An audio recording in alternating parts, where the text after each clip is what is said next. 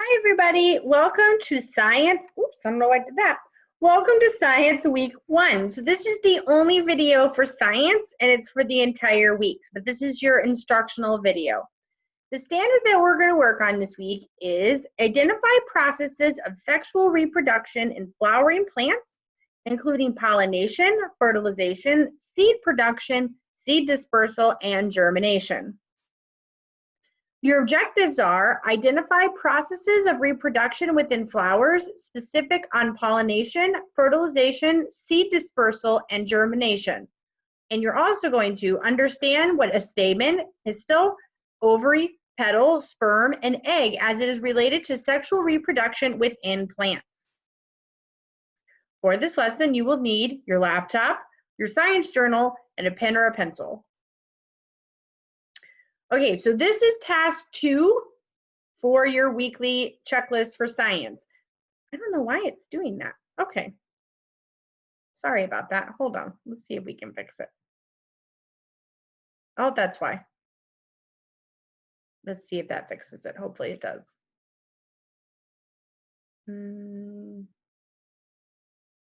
Okay. So after you watch this video, you're going to go on Schoology. You're going to click on task number 3 on the science course. For this week, you're going to watch the Generation Genius video, which is about pollination and seed dispersal. Then you're going to go on and do your discussion question on Schoology, and then you have the quiz. So I do need to say this, if you get oral presentation, meaning if you get the questions read, you're going to see 2 quizzes on Schoology, the regular one and the one that says oral presentation. That is the one that reads you the questions. So if you get the questions read, you will see 2. You need to click on the one that says oral presentation. Okay, so now vocabulary. I would strongly suggest you write this in your journal. These words we're going to be using for like 4 weeks. It's very, very important that you know what they are and what they mean. Sorry. Okay, so let me move. I think I can move this so you can see.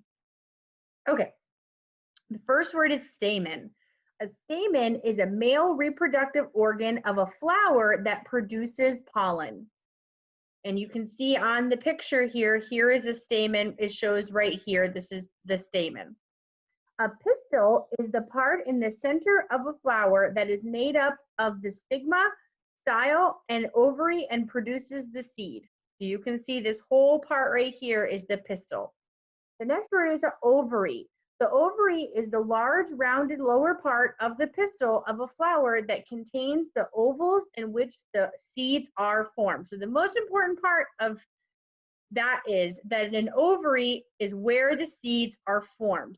And you can see on the picture here, the ovary is right here. The next word is a petal. I'm sure most of you know what a petal is. So the petal is one of the brightly colored leaf-like outer parts of the flower. The next word is sperm. Sperm is the male reproductive cells in the flower. And then the last one is an egg. An egg is a cell in a female plant that can develop into a new individual after it is fertilized. So you can see, it doesn't show that on the picture. Okay.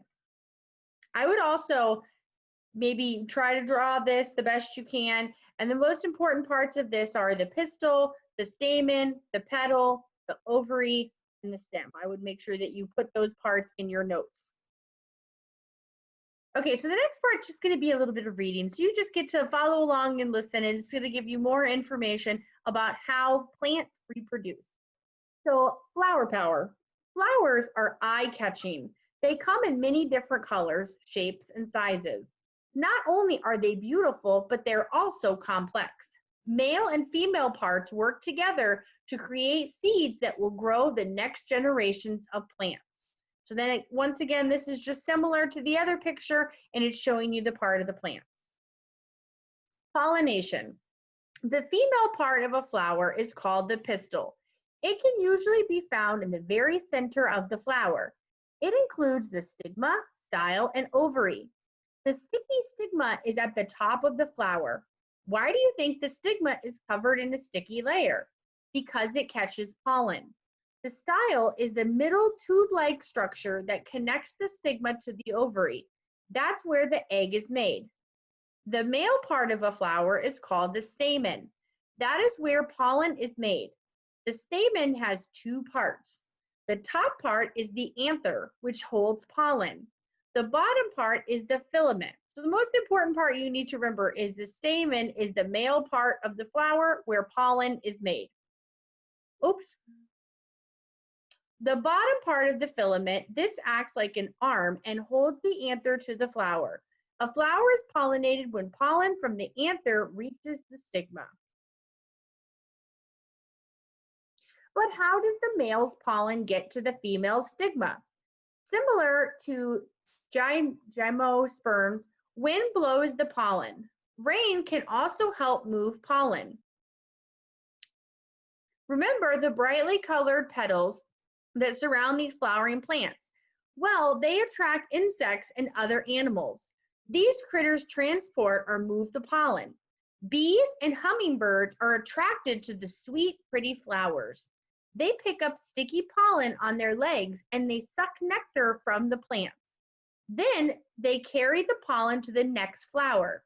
During this process, the pollen travels from the anther to the stigma. Flowers know how to lure in pollinators. Bright white, pink, red, orange, and yellow colors flag down insects and birds. Some petals are marked with bright lines. Others have unique patterns. All these things make it possible for angiosperms to continue growing. And the most important moment happens when the pollen and the stigma meet. That's when pollination begins. Not all plants display beautiful flowers, but they're still alive, so they must figure out a way to pollinate. These plants use wind for pollination. They don't need fancy petals to attract animals. They do, however, need to make a lot of pollen.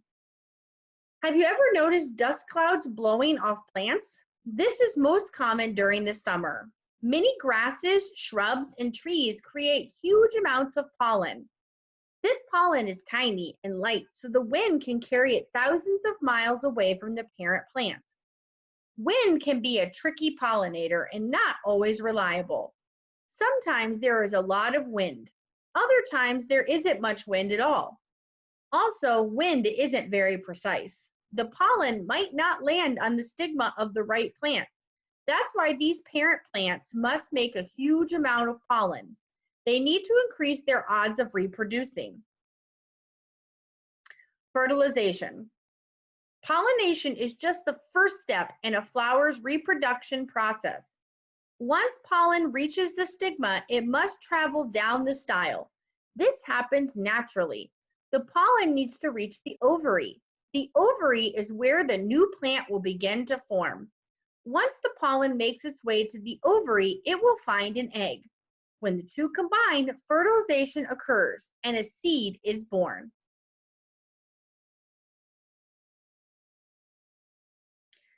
Eggs are stored in a plant's ovary. An egg has half the genetic material needed to form a new plant.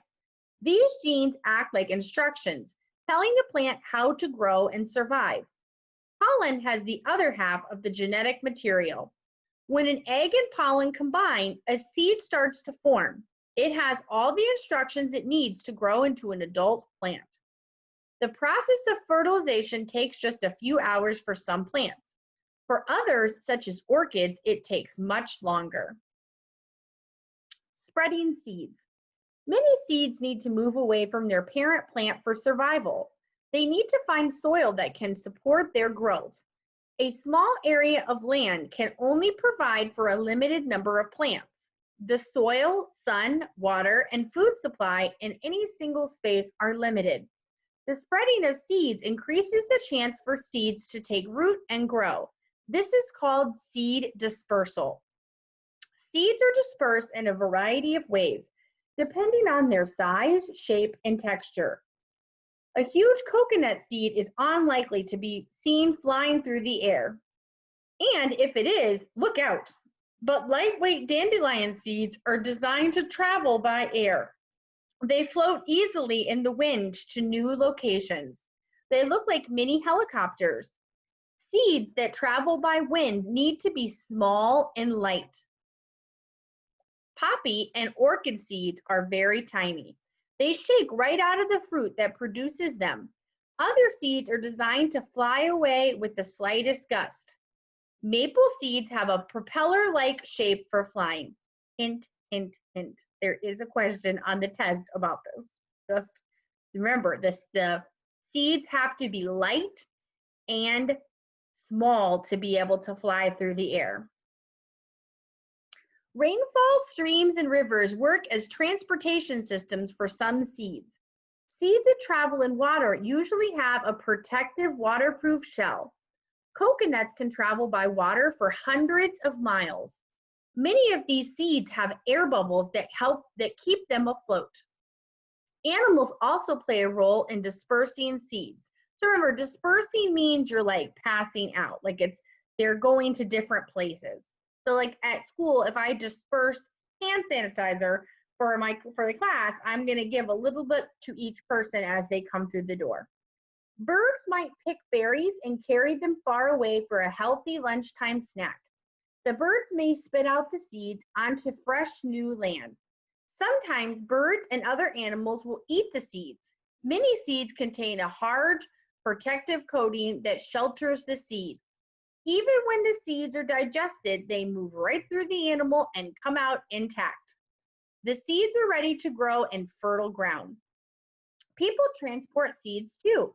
People carry seeds on their clothing. Some seeds have burrs for catching rides on clothing or fur. Burrs are the rough coating that covers the outside of a seed. So I'm sure you guys have seen like the little seeds that have the little prickly things that stick in your shoes or in your pant on like your pant leg. So those are burrs. You're probably gotten them stuck on your socks. Oh, see? So like this picture shows like the burrs have actually like went onto this poor little dog and they're stuck on the dog. Okay, your turn. So this is optional. This is not a required assignment. But I thought, oh, this looks like a fun thing that the kids at home can do. So if you have time and you want to do this fun optional activity that is not for a grade, you can go outside of your house with your parents' permission and find 3 different flowers. So then you're going to ask an adult to cut each flower in half down the center and identify and remove the parts of each flower. So and in your notebook, you can actually draw a picture of your flower and label it. This would be a really fun thing to do at home. Okay, so we're done with task 2, which is the instructional video. The next thing is you're going to watch another video, which I think is going to be gives you a little bit more information. So to get to the video, you can click on this link, or on Schoology in task 3, it's actually there. The link is there for you. All you have to do is click the link. After you're done with that, you're going to go on and do the discussion question. So here's a picture of what it looks like on Schoology. So you're going to click on task 4, week 1 discussion questions. There's 2 questions. So you're going to write the answers in the box. I think it would make sense if you put like 1, 2, and then answered those 2 questions. Remember, we are in 4th grade now. We are writing complete sentences. So for example, if it says, how does a bee help move pollen? You're going to say, a bee helps move pollen by blah, blah, blah, blah. I don't care about spelling. Do the best you can with spelling. If it's a word that's in here though, on one of these 2 questions, you should be spelling it correctly. But I'm not real picky about the spelling, but I do want you giving the best answer you can give for a 4th grader. When you're done with everything, you're going to go on to Schoology. This is what I was talking about. I got ahead of myself. So for everybody that doesn't get the questions read, you are going to do the first one that just says week 1 assessment for a grade. You're going to read the text. You're going to answer the questions. If you do get the questions read, I have individually assigned this test for you, but you're going to see both of these. If you get the questions read, you're going to click on the one that says oral presentation. That one has the questions read for you. You just have to click the little play button and it will read you the questions and the answer choices, but not everybody gets that.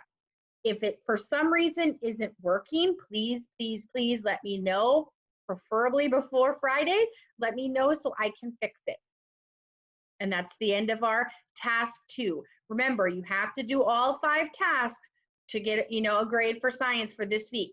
If you have any questions, let me know.